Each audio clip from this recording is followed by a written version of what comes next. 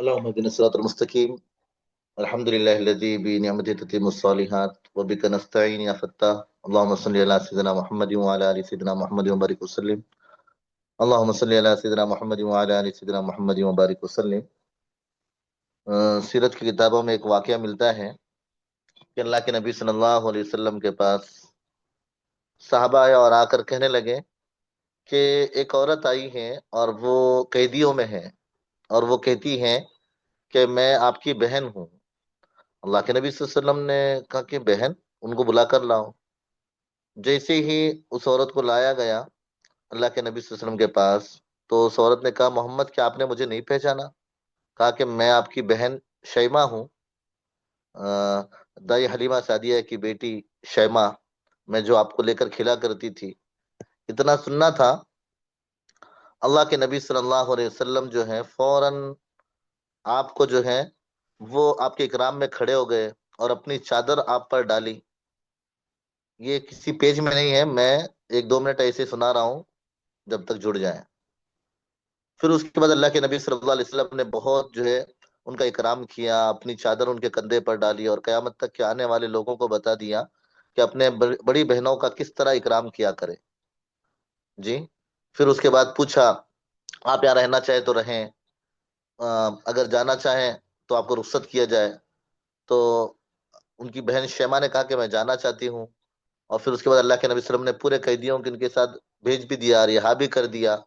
یہ جو ہے محبت میں، بہن کی محبت میں، ایک تو جو ہے آپ کا اکرام کیا، اور دوسری بات جو ہے آپ قیدی جو پکڑے گئے تھے ان کو بھی جو ہے چھوڑ دیا۔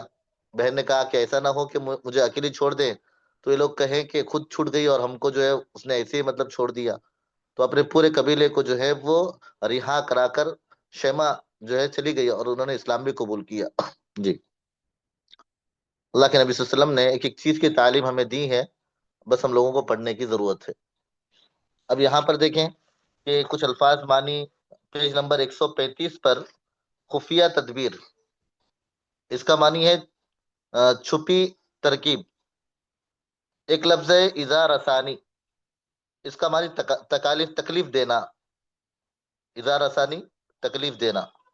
اور اسی طرح پیج نمبر 136 پر ایک لفظ ہے اکسایا، ابھارا۔ پھر اسی طرح ایک لفظ ہے شہدی، اس کا معنی ہے موقع دیا۔ ایک لفظ ہے 136 پر جا و حشم، اس کا معنی رتبہ اور عہدہ۔ جی، اور 137 پر ایک لفظ ہے سابق یعنی اگلا۔ ایک لفظ ہے تانا زنی، اس کا معنی تانا دینا۔ ایک لفظ ہے گروہ قریش، گروہ قریش، قریش کا گروہ، قریش کی جماعت۔ ایک لفظ ہے مطہر، پاکیزہ، پاک کرنے والی۔ ایک لفظ ہے خاطر مدارات، خیال رکھنا۔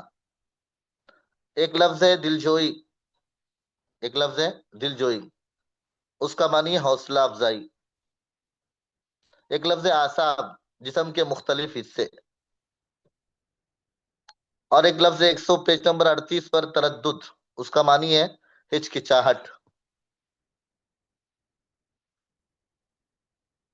بوسہ دینا، اس کا معنی جو ہے بوسہ دینا یعنی چومنا۔ جی، اب ایک لفظ ہے عملی تلقین یعنی عملی طریقہ۔ اور ایک لفظ ہے 139 پر چشمہ نمودار ہوا یعنی چشمہ ظاہر ہوا، پانی کا چشمہ، چشمہ کہتے ہیں پانی کا چھوٹا سا، جس میں تو پانی کا چھوٹا سا چشمہ ظاہر ہوا۔ ایک لفظ ہے 141 پر توند یعنی توند، توند کہتے ہیں پیٹ باہر آنا۔ جی، اور ایک لفظ ہے دھینگا مستی یعنی دھینگا مستی، جھگڑا اور دھکا مکی، اس کو کہتے ہیں دھینگا مستی۔ جی، ایک لفظ ہے درگت یعنی حال، درگت یعنی حال، 145 نمبر پر ہے۔ اور ایک لفظ 142 پر ہے ضیافت، مہمان نوازی، اسی طرح 144 پر ایک لفظ ہے شجرمانی درخت، شجرمانی درخت، جی۔ بوجل یعنی وزن، زدوکوب مار پیٹ، ایک لفظ ہے 144 پر ضیافت مہمان نوازی، ایک لفظ ہے زدوکوب مار پیٹ۔ اسی طرح سہم گئے، ایک لفظ ہے 144 پر، اس کا معنی ڈر گئے، اور ایک لفظ ہے کوہ صفا، صفا پہاڑ، اور ایک لفظ ہے ماجرا یعنی حال، مرعوب یعنی روب دار، روب، روب دیا ہوا۔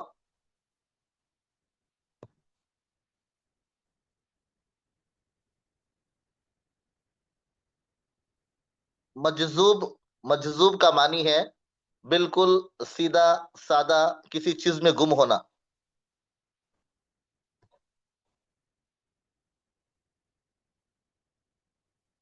جی، اور بھی کوئی الفاظ اگر پوچھنے ہیں تو پوچھ لیں جلدی، 1 2 منٹ میں۔ مجھے جو الفاظ لگے 145 تک میں نے آپ کو بتایا، 145 46 آگے کی بھی جو ہے کچھ الفاظ ہیں اس میں مجذوب۔ جی، اب یہاں پر جو ہے، یہاں سے دیکھیں ہم لوگ پیج نمبر 135 سے اس کے کچھ خلاصے۔ جی، ایک تو سب سے پہلے یہاں پر ان لوگوں نے جیسی حج کا موسم آیا، حج کا موسم آنے کے بعد ایسے اگر کسی کو کوئی معنی پوچھنا بھی ہے، کوئی الفاظ لفظ دکھ رہے تو وہ چیٹنگ میں ڈالتے رہے، میں انشاءاللہ بتاتا رہوں گا، اور سنتے بھی رہیں، دھیان دیں سننے پر۔ جی، تو یہاں پر جیسے اب دیکھیں کہ اتنی محنت انہوں نے کی، اتنی محنت کی، پیج نمبر 135 پر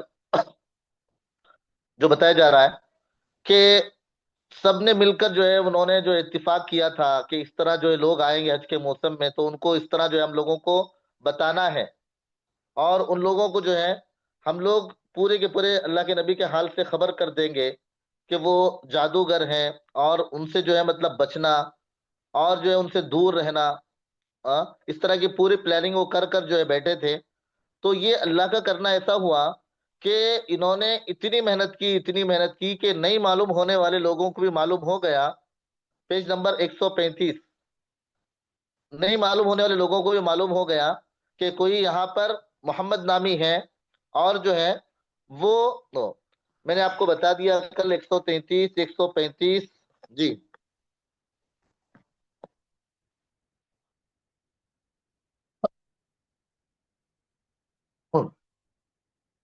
135 بتا رہا ہوں میں، پیج نمبر 135، 33 نہیں 135۔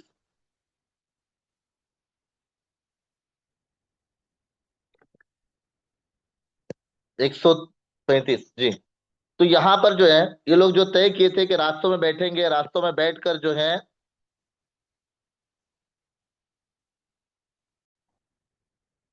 تو راستے میں بیٹھ کر جو ہے ہم لوگ سب کو آنے سے پہلے ہی بتا دیں گے کہ کیا حال ہے مکہ میں، اور کس طرح جو ہے محمد صلی اللہ علیہ وسلم جو بتا رہے ہیں۔ تو یہ طے اپنے پلاننگ کے موافق انہوں نے اپنا کام کر دیا۔ اب اللہ کا کرنا ایسا ہوا کہ بہت سارے لوگوں کو، یعنی اس طرح کفار مکہ نے جو پلاننگ کیا تھا وہ الٹا ہو گیا ان کے اوپر، یعنی وہ بچانا چاہتے تھے خود، لیکن لوگ جو ہے وہ معلوم کرنے کے جو ہے وہ شوقین ہونے لگے کہ معلوم کریں۔ اس طرح جو ہے اس میں اتنا فائدہ ہوا محمد صلی اللہ علیہ وسلم اور دین حق کا کہ لوگوں کے پاس خود بخود بغیر بتائے بہت سارے لوگوں کو یہ بات معلوم ہونے لگی، یعنی کہ قرآن پاک کی جو آیت ہے وہ مکروا مکر اللہ واللہ خیر الماکرین، انہوں نے مکر کیا، انہوں نے تدبیر کی، پھر اللہ نے بھی تدبیر کی، اور اللہ بہترین تدبیر کرنے والے ہیں۔ یعنی عیسیٰ علیہ السلام کے ساتھ جیسا ہوا تھا کہ اسرائیل، اللہ کے نبی صلی اللہ جو ہے بنی اسرائیل عیسیٰ علیہ السلام کو تکلیف دینے کے لیے آئے تھے، انہوں نے کچھ پلاننگ کیا تھا، ان کے خلاف اللہ نے پلاننگ کیا، ان کا ناکام ہوا۔ ٹھیک اسی طرح قریش کچھ جو ہے یہ پورے کے پورے مکہ والے کچھ کفار قریش کچھ پلاننگ کر رہے تھے، لیکن اللہ بھی اپنا جو ہے وہ اپنا پلان کر رہے تھے، ان کا پلان ناکام ہو گیا۔ اب پھر یہ لوگ پورے کے پورے جو ہے پریشان۔ پھر اس کے بعد کیا ہوا، پیج نمبر جو ہے وہ 136 پر دیکھیں، 136 پر کہ نبی صلی اللہ علیہ وسلم کے پیچھے قسم کے ایسی تکلیفوں میں اوباش قسم کے لڑکوں کو لگانا، اور وہ اوباش قسم کے لڑکے آپ کو جسمانی تکلیف دے رہے ہیں، آپ کو دماغی تکلیف دے رہے ہیں، اور اس کے باوجود جو ہے آپ صلی اللہ علیہ وسلم اپنے مشن میں لگے ہوئے ہیں۔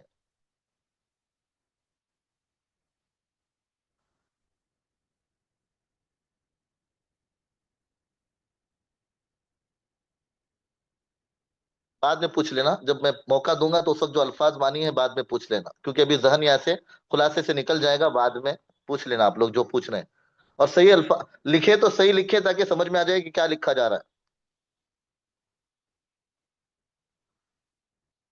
جی، تو اب یہاں پر دیکھیں کہ ذرا سن لیں، پہلے سننے پر دھیان دیں، جو خلاصہ پیج نمبر 136 کا، کہ اللہ کے نبی صلی اللہ علیہ وسلم کے پیچھے ایسے لڑکوں کو لگا دیا، اور تاکہ وہ آپ کو تکلیف دیتے رہیں، آپ کا مذاق اڑاتے رہیں، آپ کو جسمانی تکلیف پہنچاتے رہیں، یہ وہ اپنا کام کر رہے تھے، لیکن اس کے باوجود اللہ کے نبی صلی اللہ علیہ وسلم اپنے مشن میں لگے رہے۔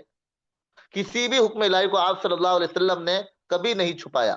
کفاران قریش کے آبائی دین کی برائیوں اور نقائص کو کھلم کھلا جو ہے اجاگر فرماتے رہے، یعنی اس کو ظاہر کرتے رہے اللہ کے نبی صلی اللہ علیہ وسلم، اور یہی وہ چیز تھی جو ان کفار کو نہ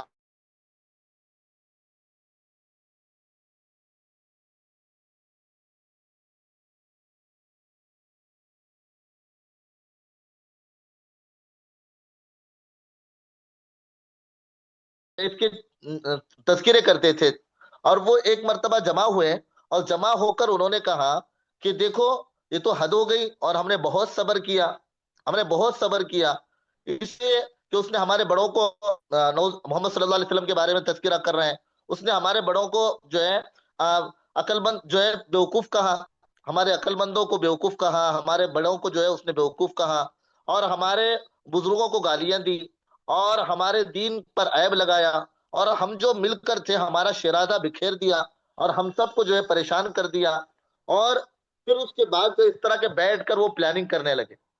پھر اس کے بعد یہی ان کی پلاننگ چل رہی تھی، جو ہے کعبہ کے صحن میں بیٹھ کر اللہ کے نبی صلی اللہ علیہ وسلم کا وہاں سے گزر ہوا پہلی مرتبہ، تو اللہ کے نبی صلی اللہ علیہ وسلم نے ان کو، اللہ کے نبی صلی اللہ علیہ وسلم کو انہوں نے تانے کے الفاظ دیے، جو اللہ کے نبی صلی اللہ علیہ وسلم بیت اللہ کا طواف کرنے کے لیے آئے تھے وہاں پر، تو انہوں نے جو ہے وہاں سے جیسے پہلا موقع تھا گزرے، تو انہوں نے بہت تان اور طنز اللہ کے نبی صلی اللہ علیہ وسلم کو کیا، اللہ کے نبی صلی اللہ علیہ وسلم خاموش رہے، لیکن اس کا اثر نبی صلی اللہ علیہ وسلم کے چہرے پر ظاہر ہوا۔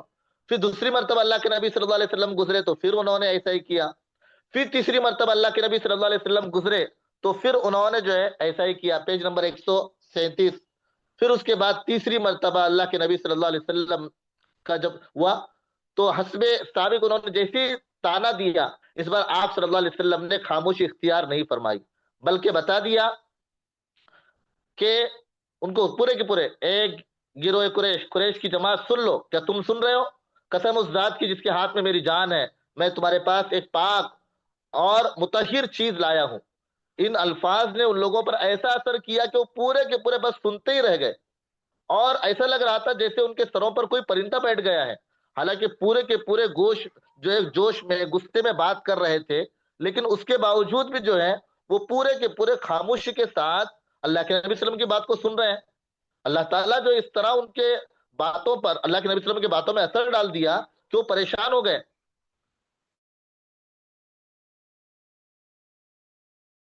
حوصلے کی باتیں کرنے لگے۔ اب یہاں پر دیکھیں، آپ نے پھر اس کے بعد خود وہ کہنے لگے آپ نے کبھی بھی کسی بھی قسم کی نادانی کی باتیں ہمارے سامنے نہیں کی، آپ تشریف لے جائیں۔ اللہ کے نبی صلی اللہ علیہ وسلم سے اس طرح کی باتیں کرنے لگے، اور حالانکہ یہ بات تو ان کے اوپر بجلی بن کر گری تھی، ان کو بہت زیادہ تکلیف دینے والی تھی، لیکن جو ہے پھر بھی وہ عجیب حال اللہ کے نبی صلی اللہ علیہ وسلم کی بات سنے تو پھر وہ خاموش ہو گئے۔ پھر دوسرے دن جمع ہوئے، دوسرے دن جمع ہو کر آپس میں جو ہے وہ کہنے لگے، کہا کہ کیا کل دیکھا نہیں کس طرح ہمارا حال ہوا؟ ڈنکے کے چوٹ پر بغیر کسی جھجک کے وہ ہمارے سامنے بات کر کے چلا گیا اور ہم کچھ نہیں کیے۔ آپس میں مل کر جو ہے پیج نمبر 138 پر یہ سب کے سب تذکرے کرنے لگے اور بات چیت کرنے لگے۔ اتنے میں اللہ کے نبی صلی اللہ علیہ وسلم ان کے سامنے سے گزرے، ایک گفتگو چل رہی تھی، فوراً جو ہے اس میں سے مجمع نے پورے کے پورے اللہ کے نبی صلی اللہ علیہ وسلم کو گھیر لیا، اور گھیر کر جو ہے کہنے لگے کیا وہی نہیں ہے؟ تو اس طرح ہمارے معبودوں کو تو برا بلا کہا تھا. آپ صلی اللہ علیہ وسلم نے فرمایا کہ نام انا الذی اقول ذلک، یعنی انہوں نے کہا کیا وہی نہیں ہے کل تو جو ہمارے بتوں کی برائی کر رہا تھا؟ اللہ کے نبی نے فرمایا ہاں میں وہی، میں میں ہی تھا جو یہ بات کہہ رہا تھا. اب یہ اتنا سننا تھا. روایتوں میں لکھا ہے ایک نے اللہ کے نبی صلی اللہ علیہ وسلم کی چادر پکڑ کر کھینچی، جس کی وجہ سے اللہ کے نبی صلی اللہ علیہ وسلم کا گلا جو ہے بھینچا، یعنی اللہ کے نبی صلی اللہ علیہ وسلم کا گلا دب گیا اور آپ صلی اللہ علیہ وسلم کو بہت تکلیف ہوئی. پھر حضرت ابوبکر صدیق رضی اللہ عنہ دوڑے ہوئے آئے اور اللہ کے نبی صلی اللہ علیہ وسلم کا حال دیکھ کر ابوبکر صدیق رضی اللہ تعالیٰ عنہ رونے لگے. آپ اندازہ لگائیں کیا حال ہوا ہوگا اللہ کے نبی صلی اللہ علیہ وسلم کا، کہ لوگ اس طرح اللہ کے نبی صلی اللہ علیہ وسلم کو چادر ڈال کر کھینچ رہے ہیں. تو پھر ابوبکر صدیق رضی اللہ تعالیٰ عنہ کہنے لگے اے بدبختو، تم کیسی شخصیت کو قتل کرنا چاہتے ہو؟ کیا ایسے شخصیت کے خلاف اقدام قتل یعنی قتل کی کوشش کرنا چاہ رہے ہو جو صرف اللہ کو اپنا پروردگار کہتا ہے؟ پھر لوگ آپ صلی اللہ علیہ وسلم کو چھوڑ کر وہاں سے لوٹ گئے. پھر اس کے بعد یہ جو ہے دھنگا مستی اور جو اس میں جو ہے حضرت ابوبکر صدیق رضی اللہ تعالیٰ عنہ کو بھی جو ہے کچھ ایسا حال ہوا کہ ابوبکر صدیق رضی اللہ تعالیٰ عنہ کے سر میں درد ہونے لگا. اب اسی طرح جو ہے آپ اس میں دیکھیں کہ پیج نمبر 139 کے لاسٹ شروع میں رسول اکرم صلی اللہ علیہ وسلم اپنے گھر واپس آئے اور جو سختی آپ پر پڑی تھی اس کا سبب آپ نے کمبل اوڑھ لی. اللہ نے آپ صلی اللہ علیہ وسلم پر یہ صورت نازل فرمائی، کہا کہ محمد صلی اللہ علیہ وسلم آپ یا المدثر کم فانذر، وہ پوری جو پچھلی مرتبہ جو آپ سنائے وہ اتنے، اس کے باوجود بھی اللہ کے نبی صلی اللہ علیہ وسلم اپنے مشن میں برابر لگے رہے. اب یہاں پر دیکھیں کہ ایک تو یہ ہے کہ کفار اپنے اعتبار سے اپنی کوششیں جاری رکھے تھے اور انہوں نے صحابہ کو بھی تکلیف اور اللہ کے نبی صلی اللہ علیہ وسلم کو بھی. پیراگراف 139 کا دوسرا پیراگراف، ایک تو اللہ کے نبی صلی اللہ علیہ وسلم کو بھی تکلیف دے رہے تھے، صحابہ کو بھی تکلیف دے رہے تھے اور دماغی تکلیف بھی دے رہے تھے، جسمانی تکلیف بھی دے رہے تھے اور نوجوان جو ہے بدماش قسم کے لڑکوں کو پیچھے بھی لگا رہے تھے. کسی قسم کی جو ہے وہ تکلیف دینے میں پیچھے نہیں ہٹ رہے تھے. اور ایک ایسا شجر، ابھی یہ پورا کا پورا جو ہے یہ دھیرے دھیرے وہ اپنی حالت اور اپنی کوششوں میں اور اپنی تکالیف کو بڑھانے میں اور پریشانیوں کو بڑھانے میں لگے تھے، لیکن اللہ کا نظام دیکھیے کیسا ہے. مگر دین حق، وہ نظام اسلامی کا ایک پورا جو ہے چھوٹا پودا دھیرے دھیرے بڑھنے لگا اور ایک ایسا شجر بن کر کھڑا ہو گیا جس کی جڑیں مضبوط ہو گئی. یہاں پر بتایا یہ جملہ یاد رکھنا ہے، تکلیفیں ان کی بڑھتی جا رہی ہیں، پیج نمبر 139، لیکن جو ہے ساتھ میں اسلام کا شجر بھی مضبوط ہوتا جا رہا ہے. اب یہاں پر جو ہے ایک خاص یہ نماز کے بارے میں یہاں پر تذکیر آ رہا ہے، نبی صلی اللہ علیہ وسلم کی زندگی میں صلاۃ کا مقام یعنی نماز کا مقام. اب یہاں پر اس باب میں ایک دیکھیں کہ سورۃ النبی صلی اللہ علیہ وسلم کا ایک روشن باب رہا ہے نماز کا، جو ہے اس کی تفصیل بھی کچھ سن لیں اور حضرت ابو ذر غفاری کا واقعہ بھی آگے تفصیلی آ رہا ہے. اللہ کے نبی صلی اللہ علیہ وسلم حضور اکرم صلی اللہ علیہ وسلم پر وحی آنے کے ساتھ ساتھ نماز بھی فرض کر دی گئی. جبریل امین اللہ کے نبی صلی اللہ علیہ وسلم کے پاس ایک گھاٹی یعنی پہاڑ کی ایک گھاٹی میں وہاں آئے اور وہاں جو ہے پانی کا جھرنا ایک نمودار ہوا. جبریل امین نے اس چشمے سے جھرنے سے وضو کیا. حضور صلی اللہ علیہ وسلم کو بھی بتایا کہ کس طرح وضو کرنا ہے. آپ صلی اللہ علیہ وسلم نے وضو کیا. پھر اس کے بعد جو ہے جیسے آپ نے جبریل امین نے بتایا تھا انہی کی ہدایت کے موافق آپ صلی اللہ علیہ وسلم نے وضو کیا. پیج نمبر 140 جی. پھر اسی گھاٹی میں جبریل امین نے حضور صلی اللہ علیہ وسلم کو نماز پڑھائی اور خود جبریل امین نے امامت کی. پھر اس کے بعد وہاں پر جو ہے یہ نماز سکھائی کہ نماز کس طرح پڑھی جاتی ہے. تو جبریل امین نے وضو کیا، وضو کا طریقہ اللہ کے نبی کو دکھایا اور بتایا کہ اس طرح وضو کرے. پھر اس کے بعد نماز پڑھائی اور نماز پڑھنا بھی سکھایا. غرض اس پورے صفحے میں جو ہے یہ بتایا جا رہا ہے پورے کے پورے پیج نمبر 140 میں کہ جبریل امین نے طریقہ دکھایا تو فوراً اللہ کے نبی صلی اللہ علیہ وسلم اسی طریقے سے آ کر حضرت خدیجہ رضی اللہ تعالیٰ عنہ کو وضو کا طریقہ سکھایا. پھر خود نماز لے کر حضرت خدیجہ رضی اللہ تعالیٰ عنہ کو لے کر اللہ کے نبی صلی اللہ علیہ وسلم نماز پڑھے. اور یہاں پر ایک پوائنٹ کے طور پر اس کو بھی یاد کر لیں کہ شروع میں صرف 3 نمازیں فجر مغرب عشاء جو اندھیرے میں نماز ہوتی تھی اسی کو پڑھتے تھے. اس لیے کہ یہاں پر ہو کیا تھا، ہوا اگر دن میں نماز پڑھتے تو یہ خدشہ تھا کہ صحابہ کو تکلیف دی جانے لگے اور پریشان کیا جانے لگے. اس لیے اندھیرے میں مغرب عشاء فجر 3 نمازوں کا جو اہتمام اور 3 نمازوں کی ترغیب ظہر اور عصر کو چھوڑ کر مغرب، عشاء اور فجر کی نمازیں ابتدا میں لازم کی گئی کہ 3 نمازیں پڑھیں، تاکہ جو ہے دن کے اجالے میں نماز پڑھنے سے کہیں صحابہ کو اور زیادہ تکلیف نہ بڑھے۔ پھر یہاں پر دیکھیں کہ یہ دونوں کے دونوں سلسلے، دعوت بھی اور نماز بھی، مخفی طور پر یعنی چھپ کر جو ہے دعوت کیسے نجی یعنی الگ الگ مجلسوں میں جا کر دعوت کا کام چلنے لگا، اور نماز چھپکے چھپکے صحابہ پڑھنے لگے، جہاں جیسا موقع ملتا وہاں پر جو ہے نماز ادا کی جانے لگی۔ اب پیج نمبر 141 پر یعنی 140 پر 4 باتیں یاد رکھیں۔ ایک بات تو یاد رکھیں کہ فجر، مغرب، عشاء، یہ جو 3 نمازیں پڑھی جاتی تھی، ظہر اثر کو جو لازم نہیں کیا تھا، صرف جو ہے کس کو، 3 نمازوں کو۔ دوسری بات یاد رکھیں کہ آ کر جبرائیل امین نے نماز وضو کا طریقہ سکھایا، نماز کا طریقہ سکھایا، اسی کے موافق اللہ کے نبی نے نماز پڑھی اور ختیجہ رضی اللہ تعالیٰ عنہ کو سکھایا، اور خود آ کر ختیجہ رضی اللہ تعالیٰ عنہ کے ساتھ، اور اسی طریقے سے جو اسلام قبول کرتا اللہ کے نبی صلی اللہ علیہ وسلم اس کو نماز سکھاتے۔ چوتھی بات یاد رکھے کہ نماز اور دعوت کا کام بہت ہی مخفی طور پر کیا جا رہا تھا۔ یہ پورا پیج کا جو ہے خلاصہ ہے۔ آگے پیج نمبر جو ہے وہ 141 پر ابو ذر غفاری رضی اللہ تعالیٰ عنہ کا واقعہ پچھلے بھی سنایا گیا ہے، لیکن یہاں پر تھوڑا کچھ تفصیلی طور پر دیا ہے، اس کو سن لیں کہ ابو ذر غفاری جو ہے غفار کے رہنے والے، اب یہ اپنے بھائی کو بھیجا تھا، بھائی آ کر جب آپ کو یہ بات بتایا تو کہنے لگا کہ مجھے اطمینان ہے، میں خود چلتا ہوں۔ کہتے ہیں کہ 1 مہینے تک آ کر مکہ میں ابو ذر غفاری رہے، 1 مہینے تک آ کر جو ہے مکہ میں رہے، اور مکہ میں رہ کر جو ہے یہ پورا کا پورا، آپ پریشان تھے کس سے پوچھے، کیونکہ مکہ والوں نے ایسا ماحول بنایا تھا، پورا کا پورا جاسوسی کا ماحول، کسی کو بچنا پوچھنا مشکل تھا، کسی سے جو ہے اس کے بارے میں جو ہے تحقیق کرنا مشکل تھا، تو بہت خاموشی کے ساتھ جو ہے یہ ابو ذر اس فکر میں تھے کہ میں کسی نہ کسی کو پکڑوں، تو یہ تحقیق کے لیے 1 مہینہ لگ گیا۔ کہتے ہیں کہ ابو ذر غفاری رضی اللہ تعالیٰ عنہ کے پاس کھانے کے لیے کچھ نہیں تھا، صرف زمزم کا پانی پیتے، بس یہی آپ کا پینا تھا، یہی آپ کا کھانا تھا۔ ابو ذر غفاری کہتے ہیں کہ زمزم کی خاص برکت، ابو ذر غفاری جو ہے خود کہتے ہیں، کہا کہ میں پانی پی پی کر میرا پیٹ بھر جاتا، یہاں تک کہ میرا پیٹ بھی سامنے آ گیا، یعنی میں کمزور نہیں ہوا۔ زمزم کی تاثیر ایسی ہے کہ زمزم میں اللہ تعالیٰ نے جو ہے وہ کھانے جو ہے پیٹ بھرنے کی صلاحیت بھی رکھی ہے، تو ابو ذر غفاری نے اس کو بتایا۔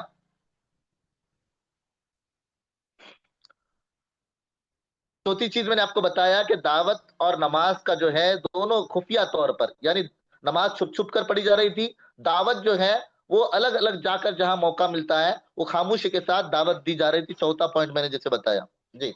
ابو ذر غفاری رضی اللہ تعالیٰ عنہ جب 1 مہینہ گزر گیا، حضرت علی نے دیکھا کہ کوئی مسافر ہے اور کئی دن سے یہاں پر ہے، پتہ نہیں کیا حال ہے، تو پھر ان کو گھر لے کر گئے، وہاں جا کر جو ہے ان کو شام میں مہمان نوازی کی، کھانا کھلائے، پھر اس کے بعد واپس آئے۔ اس طرح جو 3 دن تک ہوتا رہا۔ پیج نمبر جو ہے 142، پیج نمبر 142۔ لیکن یہ جو ہے حضرت علی ان کو کچھ نہیں پوچھے، اور ابو ذر جو ہے وہ حضرت علی کو کچھ جواب نہیں دیے، دونوں کشمکش میں تھے، پتہ نہیں کون ہے کیا ہے، ہو سکتا ہے وہ ان کو جاسوس ہو، ان کو جاسوس سمجھ رہے ہو، تو کسی نے کچھ نہیں بتایا۔ غرض تقریباً 3 دن کا عرصہ ایسے گزرا، اور 3 دن میں برابر حضرت علی رضی اللہ تعالیٰ عنہ جو ہے وہ برابر ان کا اکرام کرتے رہے حضرت ابو ذر رضی اللہ تعالیٰ عنہ کا۔ پھر اس کے بعد کچھ پوچھنا بھی چاہا تو ابو ذر غفاری زیادہ جواب نہ دیتے، لیکن جب تیسرے دن حضرت علی نے 3 دن کی ضیافت اور حالت کے جائزے کے بعد ابو ذر رضی اللہ تعالیٰ عنہ پہچان گئے کہ بہت اچھے اخلاق والے ہیں، تو پھر کھل کر پوری کی پوری تفصیل بتائی، کہا کہ میں کس لیے آیا ہوں اور میرا آنے کا مقصد کیا ہے۔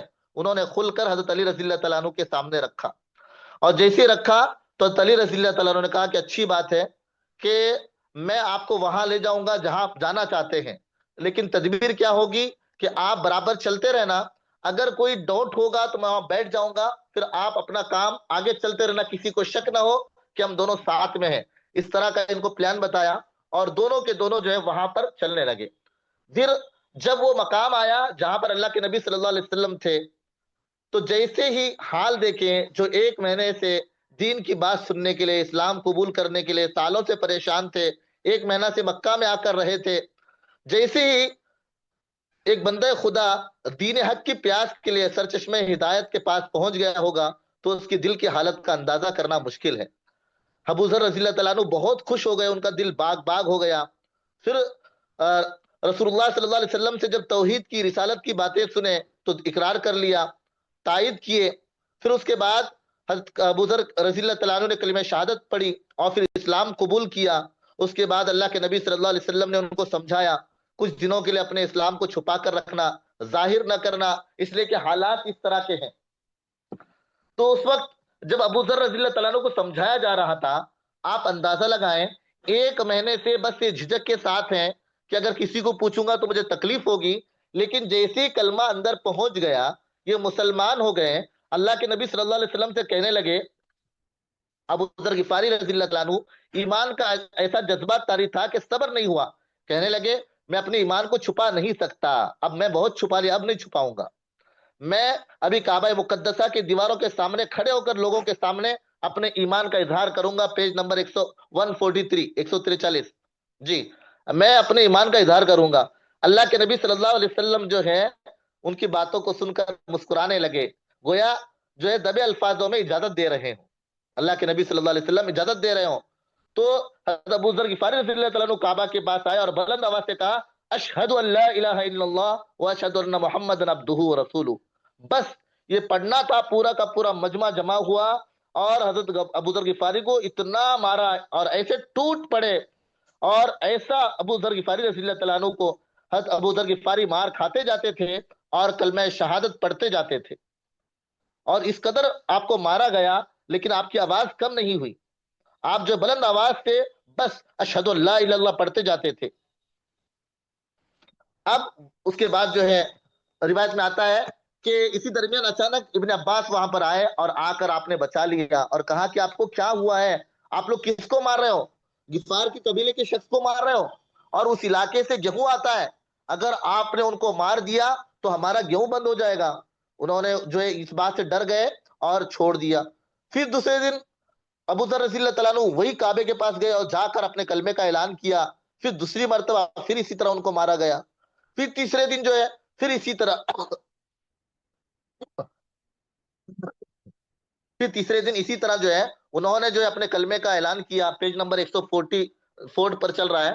تو پھر اس وقت آ کر تو حضرت ابن عباس جو ہے لگایا کہ اس طرح ماریں گے، پھر اللہ کے نبی صلی اللہ علیہ وسلم کے پاس لے کر ابو ذر غفاری کو آئے۔ ابو ذر غفاری رضی اللہ تعالیٰ عنہ کو اللہ کے نبی صلی اللہ علیہ وسلم نے سمجھایا، کہا کہ دیکھو اب اس وقت اپنے ایمان کو چھپائے رکھو، جب اسلام کا غلبہ ہوگا چلے آنا۔ چنانچہ جب اسلام کا غلبہ ہوا تو یہ مدینہ تشریف لائے تھے۔ اب اندازہ لگائیں کہ یہ دین اسلام جو ہم تک پہنچا ہے بڑی تکلیفوں کے بعد پہنچا ہے، ہاں، کن طوفانوں سے گزر کر ہم تک پہنچا ہے، اور اس سے ہم تک پہنچانے میں صحابہ کی اور رسول اللہ صلی اللہ علیہ وسلم کی کس قدر تکلیفیں انہوں نے برداشت کی ہیں، اور کس قدر جو ہے سخت دلوں کا نشانہ بنے ہیں، سنگ دل انسانوں کا ہدف بنے۔ ہدف یعنی ان کا نشانہ، ہدف یعنی اس کا معنی لکھ لے، ہدف یعنی نشانہ، کس طرح سخت لوگوں کا نشانہ بنے، اور کیسے سخت ترین اور کیسے جو ہے بے رحمی کا ان کے ساتھ مقابلہ کیا گیا، سب کو جھیلا۔ رسول اللہ صلی اللہ علیہ وسلم کو ذہنی نفسیاتی ایذا دینے میں کفار قریش نے ذرہ برابر بھی رشتہ داری کا بھی، قرابت کا خیال نہیں رکھا، رشتہ داری کا خیال نہیں رکھا، ان کے بس میں جو ہو سکا وہ تکلیفیں دی۔ اب دیکھیں اتنا ہی نہیں، آگے 145 پر سن لیں کیا اللہ کے نبی صلی اللہ علیہ وسلم کے ساتھ حال انہوں نے کیا۔ اللہ کے نبی صلی اللہ علیہ وسلم ایک بار مسجد حرام میں عبادت میں مصروف تھے، اللہ کے جو ہے بارگاہ میں سجدے میں تھے۔ عقبہ ابن ابی معیط، یہ اونٹ جیسے بڑے جانور کی وزنی اور بدبودار اوجھڑی لا کر، ہاں، یہاں پر وزنی متعفن اوجھڑی یعنی بدبودار اوجھڑی لا کر جو ہے آپ صلی اللہ علیہ وسلم کے پیٹھ پر ڈال دیا۔ آپ اندازہ لگائیں کہ ایک معمولی جو جانور ہوتا ہے، گائے بیل بکری، اس کی اوجھڑی اتنی وزنی ہوتی ہے، یہ اونٹ تو کئی کئی دن کا ایک مرتبہ کھا جاتا ہے، تو آپ اس سے اندازہ لگائیں کہ اللہ کے نبی صلی اللہ علیہ وسلم کا کیا حال ہوا ہوگا۔ درگت یہاں پر جو لفظ آیا کہ اللہ کے نبی کا کیا حال ہوا ہوگا، ہاں، اللہ کے نبی صلی اللہ علیہ وسلم جو ہے سر جو سجدے سے سر اٹھانے اللہ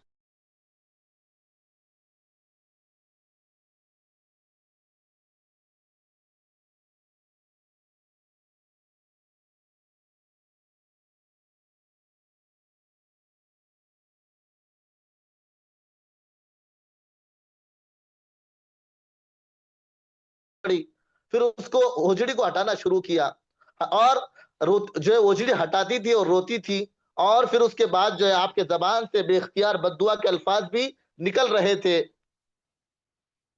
जो अल्लाह के नबी सल्लल्लाहु अलैहि वसल्लम को तकलीफ दी जा रही थी। आप बताएं कि किस तरह जो अल्लाह के नबी सल्लल्लाहु अलैहि वसल्लम के साथ हाल किया है। आप तारीख में सुनेंगे अल्लाह के नबी सल्लल्लाहु अलैहि वसल्लम के साथ जो वाकियात, आप जो है कैसे कैसे घिनौने जो है हरकत इन्होंने की है, एक अजीब सा। ये अबू जहल का जो तस्करा आगे आ रहा है, बाद लोग कहते हैं कि चाचा वगैरह है, ये चाचा नहीं है बल्कि दूर का रिश्तेदार है, और दूर का जैसे बताया गया कि चचाजाद भाई है। अबू जहल अल्लाह के नबी सल्लल्लाहु अलैहि वसल्लम का दूर से जो है वो चिचेरा भाई, ये चाचा नहीं है, दूर से कई पुश्तों से। आप देखें अल्लाह के नबी सल्लल्लाहु अलैहि वसल्लम का जो शजरा है, मोहम्मद इब्न अब्दुल्लाह इब्न अब्दुल मुत्तलिब इब्न हाशिम इब्न अब्द नाफ इब्न कुसै इब्न किलाब इब्न मुर्रा, और अबू जहल का जो नसब है पेज नंबर 146, अमर बिन हिशाम बिन मुगैरा बिन अब्दुल्ला बिन अमर बिन मखजूम बिन यकता बिन मुर्रा, तकरीबन जो है वो यहां पर जो आकर मिल रहा है उसका नसब। तो इससे पता चला कि वो करीबी नहीं है, बहुत दूर का अल्लाह के नबी सल्लल्लाहु अलैहि वसल्लम का रिश्तेदार है, और बताया गया कि चचाजाद भाई है, न के चचा। जी, यहां पर इसलिए इसको बताया कि ये अबू जहल का बर्ताव हुजूर सल्लल्लाहु अलैहि वसल्लम, पेज नंबर 146, 146 पर देखें कि अबू जहल जो है वो इतना सख्त दिल था, तो दुनिया का कोई चाचा हो कितना ही सख्त दिल हो अपने भतीजे के साथ ऐसा कर सकता है, लेकिन ये जो है बहुत दूर का था, और ये इस सवाल की वजह से यहाँ पर किताब में बता दिया गया, ये करीबी चचा नहीं था। अबू जहल की जानिब से हुजूर सल्लल्लाहु अलैहि वसल्लम को दी जाने वाली तकलीफों की मुफस्सल जो दास्तान है,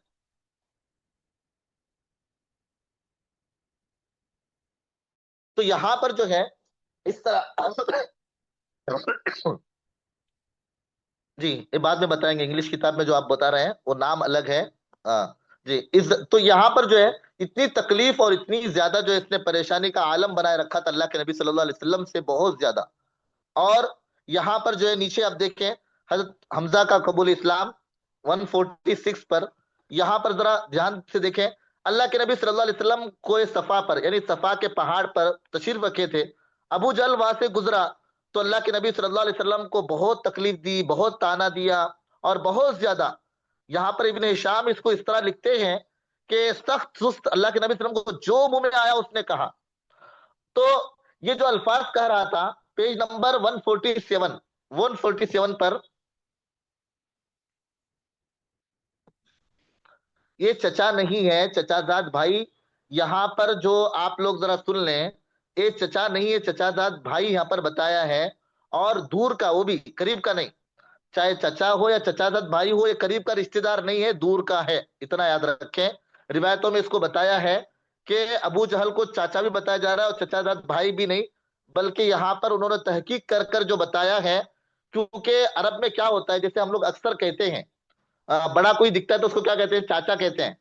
क्या कहते हैं, चाचा कहते हैं, या किसी को मामू कहते हैं। तो वहां पर भी जो है एक लफ्ज था कि बड़े को अम कहते थे, चचा। तो इसका मतलब ये नहीं कि वो चाचा सग्गा चाचा हो गया। जी, बस इतना याद रखें कि करीबी रिश्तेदार नहीं था, इतना याद रखें अबू जहल।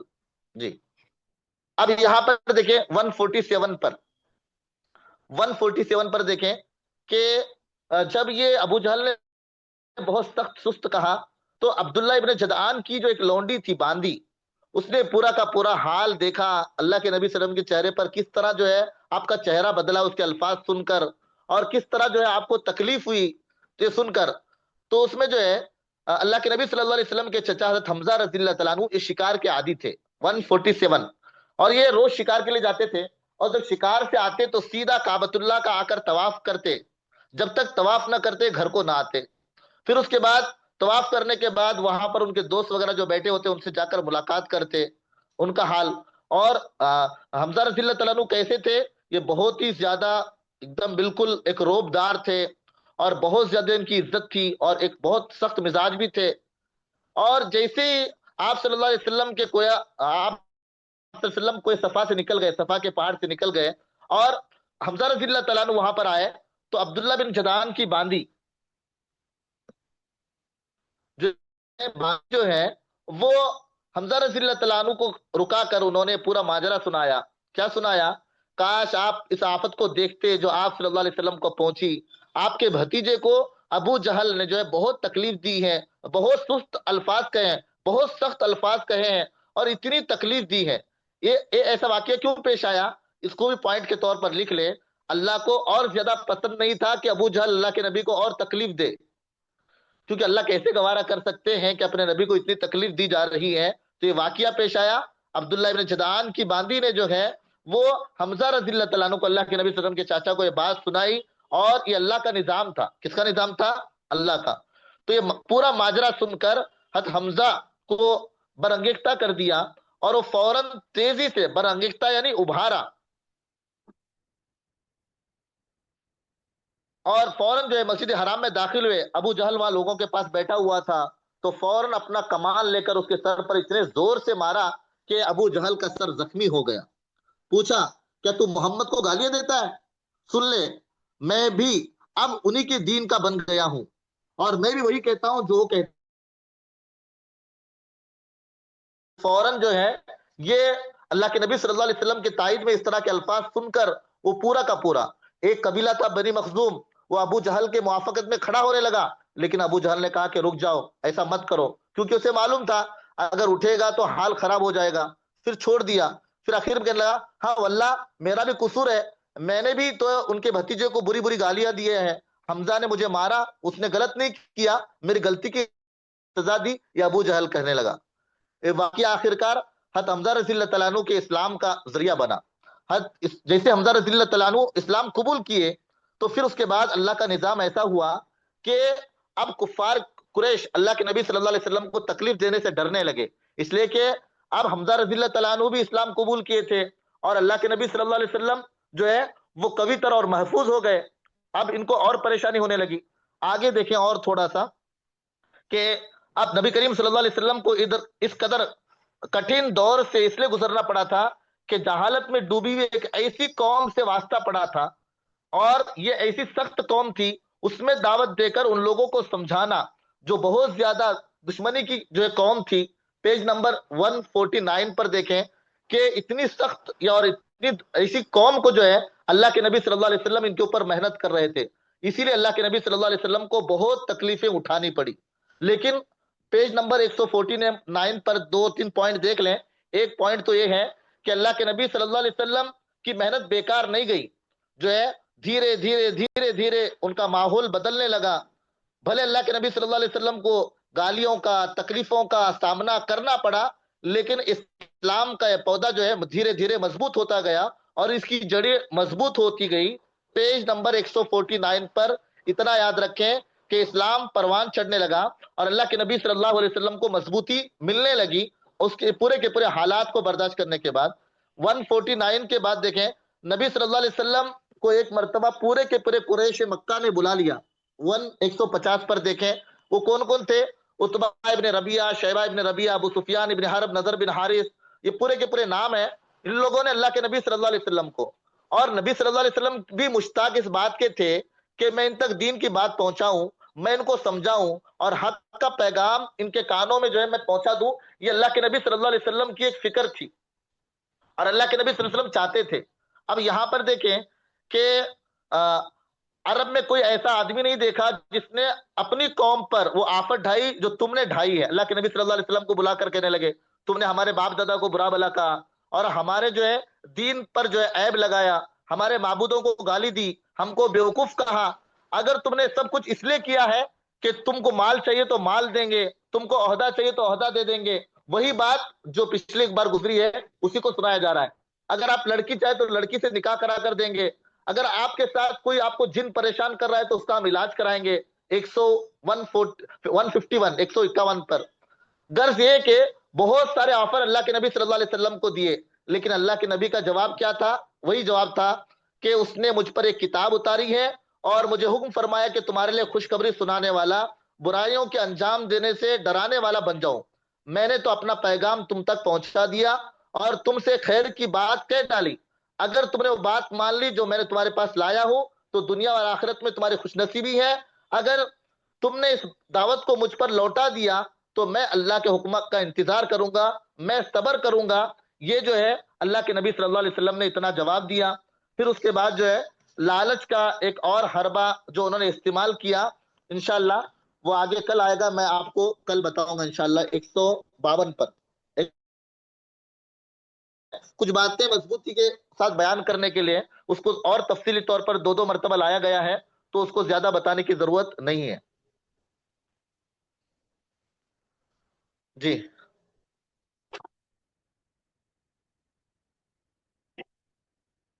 ہاں، یاد کر لیں پورے کے پورے جتنے بھی نام ہیں تو اچھا ہوگا، کیونکہ نام پورے کے پورے ایسے لوگوں کے ہیں جنہوں نے اللہ کے نبی کو بہت تکلیف دی ہے. آپ کو پتا چلے کہ کون کون ایسے ہیں. تو 151 تک یاد کریں. اور اسی اعتبار سے جو ہے خاص کر آپ لوگوں کو جو جو چیزیں بتائی جا رہی ہیں اس کو دھیان سے بھی آپ سنیں.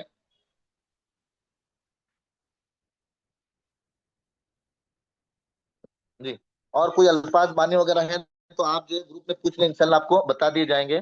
خاص کر مغرب کے بعد میں اپنے اعتبار سے جو الفاظ بتا رہا ہوں بتا دیا کروں گا. لیکن آپ بھی جو ہے کچھ پوچھنا ہے تو اس کو جو ہے گروپ میں آپ پوچھ لیا کریں، تاکہ جو ہے دوسروں کو بھی اس کا معنی پتا چل جائے. جی ٹھیک ہے. جی ٹھیک ہے، جزاک اللہ. اب انگلش کی کلاس بھی شروع ہو جا رہی ہے. سب لوگ جو ہے دعا بھی کریں، محنت بھی کریں، بہت وقت کم ہے. اور انشاءاللہ ہم کو یاد بھی بہت کرنا ہے، محنت بھی کرنا ہے. جی، مشتاق کا معنی جو ہے اللہ کے نبی صلی اللہ علیہ وسلم کی چاہت تھی. مشتاق تھے یعنی اللہ کے نبی کی چاہت تھی. کلاس کی ریکارڈنگ روزانہ ڈالی جا رہی ہے، شاید آپ نہیں دیکھ رہے ہیں. قربت معنی رشتہ داری. جی بس، جزاک اللہ. سبحان اللہ بحمدی، سبحانک اللہم و بحمدک، نشہد ان لا الہ الا انت، نستغفرک و نتوب. سبحان ربک رب